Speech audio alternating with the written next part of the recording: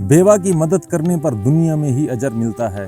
یہ کہانی شام میں پیش آئی جسے ایک درزی کے مالک نے بیان کیا ہے۔ کہانی کے راوی کہتے ہیں، میں ایک درزی کے کارخانے کا مالک تھا اور میری ایک ہمسائن تھی جس کا شوہر فوت ہو چکا تھا اور اس کے 3 یتیم بچے تھے۔ ایک دن وہ میرے کارخانے میں آئی اور مجھ سے کہنے لگی، اے فلاں، میرے پاس ایک سلائی مشین ہے جس پر میرا شوہر کام کرتا تھا اور میں اس پر کام کرنا نہیں جانتی۔ میں چاہتی ہوں کہ اپنے بچوں کی کفالت کروں۔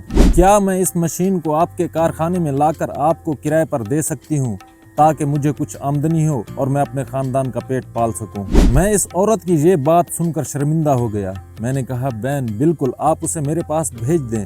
جب وہ عورت وہ مشین لے آئی، میں نے دیکھا وہ بہت پرانا ماڈل تھا، کسی کام کا نہیں تھا۔ میں نے اس عورت کا دل نہیں توڑا اور پوچھا، بہن آپ اس مشین کا کتنا کرایہ لینا چاہتی ہو؟ اس عورت نے کہا 3000 لیرہ۔ یہ واقعہ جنگ سے 20 سال پہلے کا ہے۔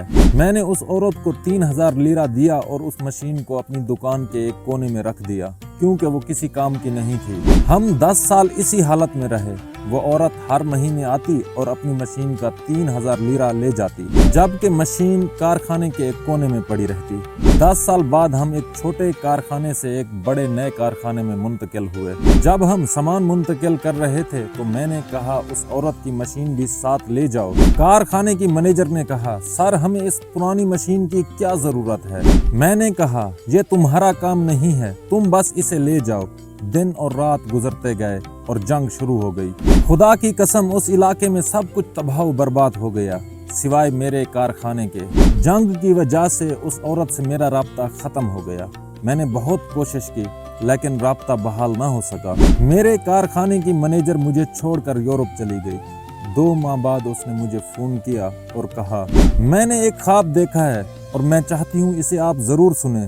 میں نے پوچھا، وہ کیا خواب ہے؟ اس نے کہا، میں نے خواب میں ایک آواز سنی جو کہہ رہی تھی، فلاں سے کہو ہم نے اس بیوہ عورت کی مشین کی وجہ سے تمہارے کارخانے کو محفوظ رکھا۔